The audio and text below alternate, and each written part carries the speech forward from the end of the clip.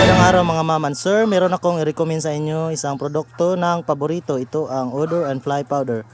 So dati ko nang ginagamit ito, ngayon lang ako nakapagbili nito ulit kasi dati dinadirect ko lang sa septic tank yung ipot ng manok.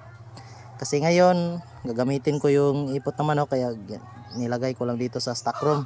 So ito lang yung paraan ko sa pagpapatuyo ng mga ipot ng manok. So ang indication nito mga ma'am and sir, ganito lang. Sprinkle nyo lang. Isa sa advantage nito, mawala yung ammonia ng ipot ng manok, saka madali matuyo. Kung madali matuyo, so hindi makabuo ang mga uod.